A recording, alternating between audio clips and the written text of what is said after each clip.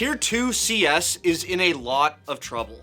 Listen, cheating in general is a massive sore point for Counter-Strike 2 fans, but the level of accusations being thrown around in the pro circuit is getting out of hand. And with actual money and people's futures potentially on the line, something needs to be done.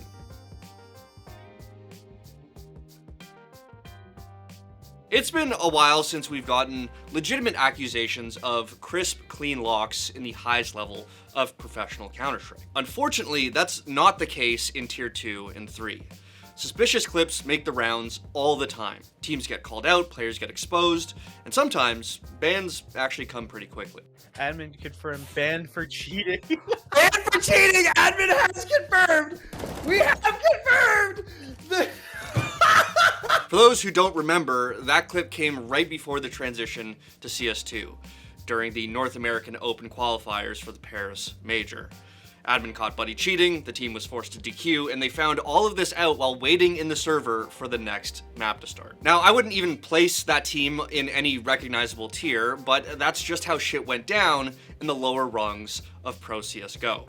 But since then, things have escalated, and last week, we may have hit an all-time low. But before we dive into the newest set of allegations, specifically from the ENCE versus Rosie series, we need to talk about what cheating looks like at the pro level. When we talk about cheating in professional CS, it's usually not going to be full-blown aimbot like you might have in mind. Instead, cheaters are most likely using some sort of wall hack, ESP, or radar to see enemy positions. This is because it's slightly less obvious and forces the accuser to have concrete proof.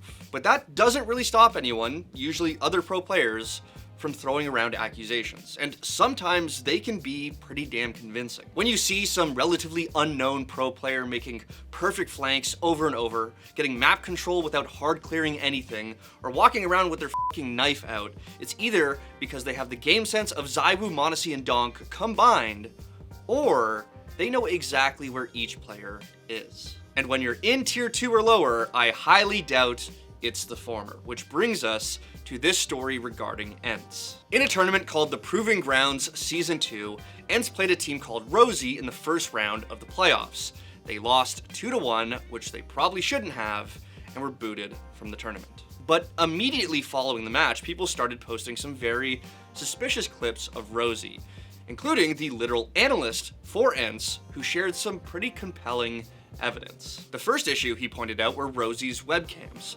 You see, webcams actually exist in Counter-Strike for a very specific reason. And for this tournament, being that it was online, they were supposed to be aimed towards the player's back, showing both their screen and their body. Why? Well, it's so they could see if players are using a second screen to look at a radar hack.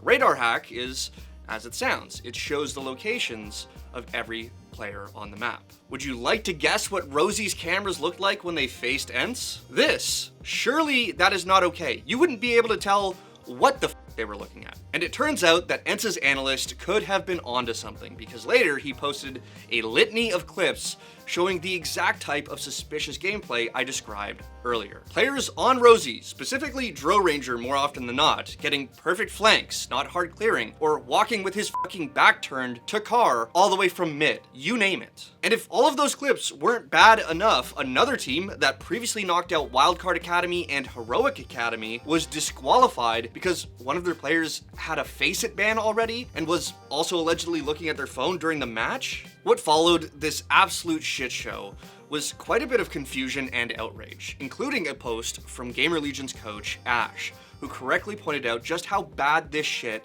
really is. He admitted to making roster changes after losing to teams that ended up having blatant cheaters, just because he thought his players were making stupid mistakes. Ash also notes that if this shit continues to get worse, it's only going to hurt the future and legitimacy of Tier 2, which needs to exist to provide a talent pool for Tier 1. And if this is the first time you're hearing about how bad this situation is, it's probably not. You have most likely seen countless allegations just like this before. In January of 2024, the Prodigy's Cons was accused of cheating at EPL Season 9. EPL investigated it, banned him from their events, and disqualified the team. Later that year, Para Esports were accused of cheating and match fixing by a whole bunch of teams and players after beating Juan Flatro's team for a spot at Pro League. Things got pretty messy, and while there were no bans, they were heavily investigated and blacklisted from betting sites before inevitably disbanding. Not before one of the teams that Para beat shut down their operations because they were tired of investing thousands of dollars into a scene filled with cheaters. In August, BC game player Joel was banned by Acros Anti-Cheat at CCT. Later, ESEC banned him as well after investigating and finding that he had premium hardware cheats on his PC. Not before he was suspended by them in 2023 for betting on matches, including at least 2 of his own. In February, players on Search Team 500 were accused of suspicious behavior after they won CCT. The evidence in question that they used drew a sarcastic response from Monacy, who said it was just better game sense. That being said, it's not always cheating that these players are being accused of. Match fixing can include throwing, so as long as you're getting something out of it. One example comes from late last year when Polish player Antivirus was accused of match fixing after this clip went viral. Gonna jump peek this corner, but oh, Spavik getting aggressive here. Here comes the molly. He's gonna swing the angle. The molly disperses, misses the shot. The trade from Antivirus able to get 1. So much damage on the second. Just spray the angle, dude, onto Adron. No shot, brother.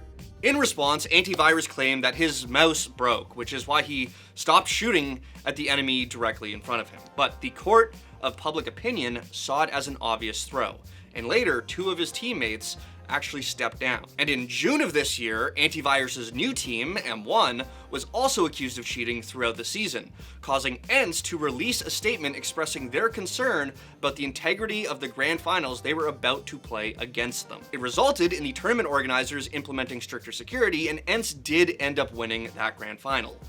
But the M1 roster, despite all the allegations, got signed by Reason Gaming, meaning that this Antivirus dude is on another f***ing team. And then, just a month later, ENCE would go on to accuse a different team of cheating, that being Rosie, the one I just explained to you. Oh, and by the way, it looks like Rosie just got signed to a new org, so hell yeah. I can go on and on, but I think I've made my point. And to be clear, I'm not here to definitively say who's guilty and who isn't. Lord knows plenty of players throughout CS history have been falsely accused. That's not what I'm here for. But a disproportionate number of accusations are being made in the tier 2 and 3 scene. As Ash said on Twitter, no one seems to give a f***. I mean, I'll accept the argument that the only reason this is getting any extended coverage is because it involves ENCE and Glaive. If these people are cheating, the reason as to why is fairly obvious.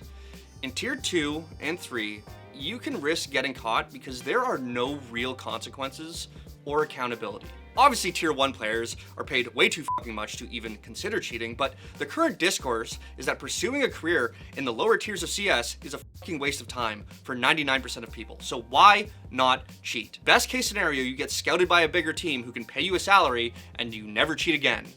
Or you match fix and make a ton of money off of a bet. Worst case scenario, you get banned. And what, have to get a real job?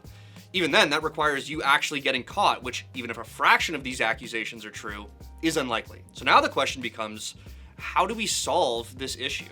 Well, if this issue stems from our anti-cheats just not being good enough, and this keeps getting worse, then maybe Valve needs to step in and make an example out of the next person who does get caught. I'm not in love with that solution, but you know who probably doesn't share in my mercy? Legit players who have lost out on money and opportunities because they lost to a cheater. Thanks for watching. If you want more content like this, hit the sub button and ring the notification bell. For unique bite-sized videos you won't find anywhere else, hit us up on our X, Instagram, Facebook, and TikTok.